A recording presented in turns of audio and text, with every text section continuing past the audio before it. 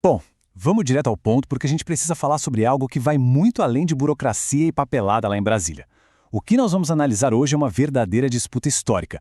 É um mergulho profundo numa batalha que está acontecendo neste exato momento do Congresso Nacional e que vai, literalmente, definir o futuro da educação de milhões de jovens no país. Os documentos oficiais e os manifestos que embasam a nossa análise revelam um cenário de urgência total. O debate sobre a presença obrigatória da filosofia e da sociologia nas salas de aula. E a forma como essa disputa terminar vai moldar o tipo de sociedade que a gente vai ter nas próximas décadas. Para entender a gravidade real do momento, a gente precisa encarar de frente a pergunta central que não quer calar entre os educadores e os movimentos sociais. Afinal, o que está em jogo na educação brasileira? E a resposta que os dados nos jogam na cara é que não estamos falando de uma simples grade curricular. Nós estamos falando da capacidade crítica de toda uma geração. O alerta que os movimentos estudantis e as entidades fazem é fortíssimo. Tirar o espaço dessas disciplinas significa, na prática, limitar a capacidade de uma população inteira de pensar por conta própria, de questionar e de participar ativamente da democracia. Na prática, isso desenha um abismo imenso de desigualdade. Basta observar o cenário atual que as entidades denunciam. De um lado, jovens da rede pública, em sua esmagadora maioria filhos da classe trabalhadora, estão recebendo um currículo fragmentado e empobrecido intelectualmente. Do outro lado, os estudantes da rede privada continuam recebendo pesados investimentos para ter uma formação humanística completa. É uma violação clara do princípio da igualdade.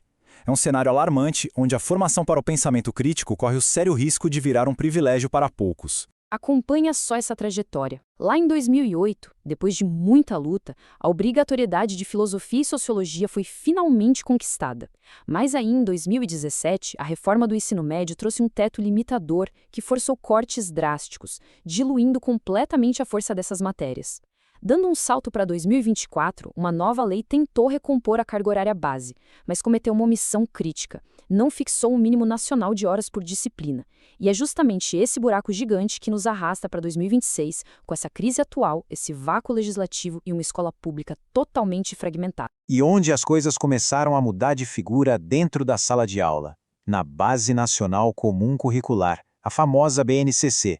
Esse modelo reorganizou o currículo todo na base de competências e habilidades. O grande alerta dos educadores é que quando essa lógica é aplicada de um jeito estritamente utilitarista, ela simplesmente desfigura a identidade das disciplinas humanas. A filosofia e a sociologia perdem aquela autonomia como campos de saber e acabam reduzidas a habilidades genéricas. Elas perdem o espaço vital que sempre tiveram para aprofundar reflexões teóricas consistentes.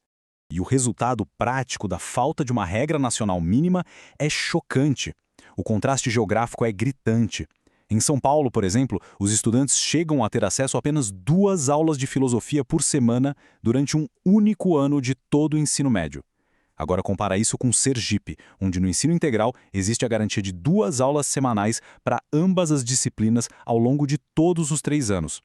A argumentação de quem defende a educação é contundente. A justiça educacional de um jovem não pode, de jeito nenhum, depender do estado em que ele nasceu. A desigualdade aqui salta aos olhos.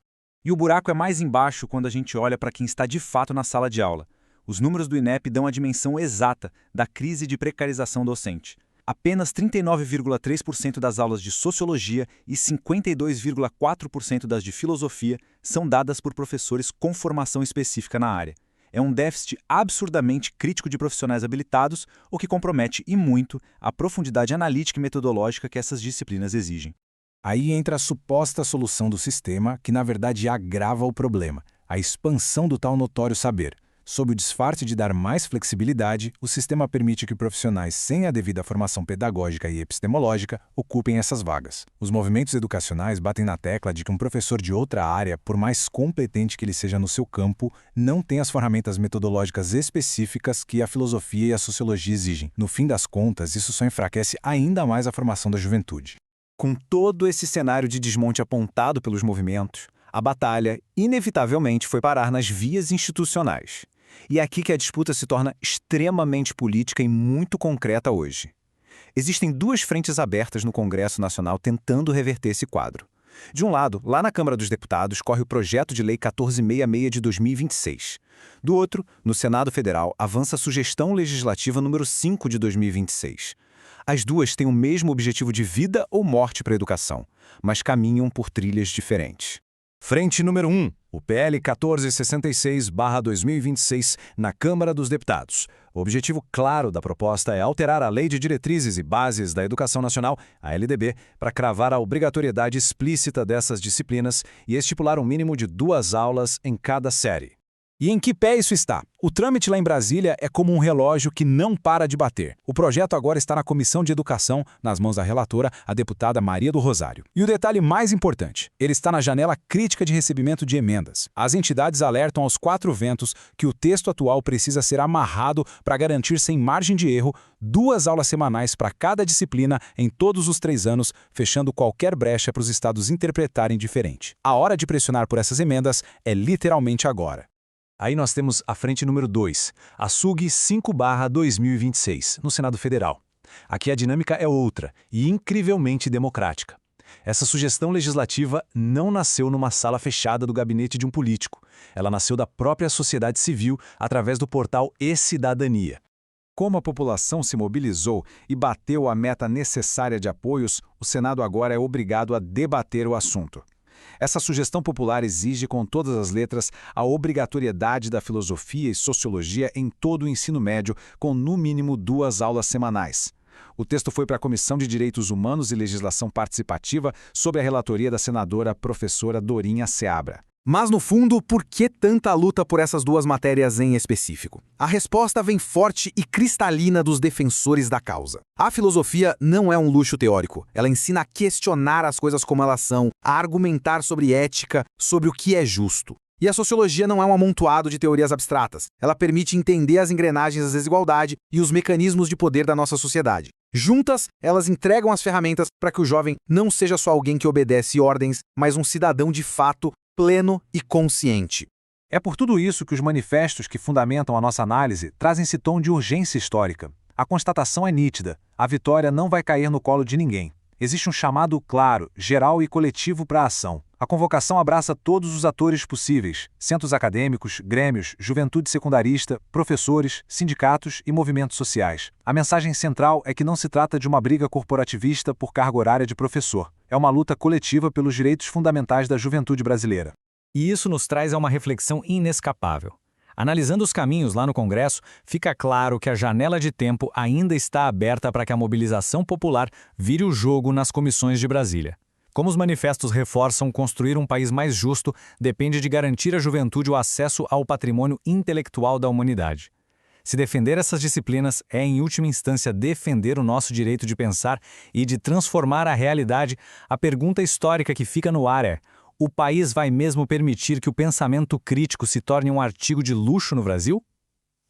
A principal estratégia descrita é montar uma frente unificada em defesa das ciências humanas.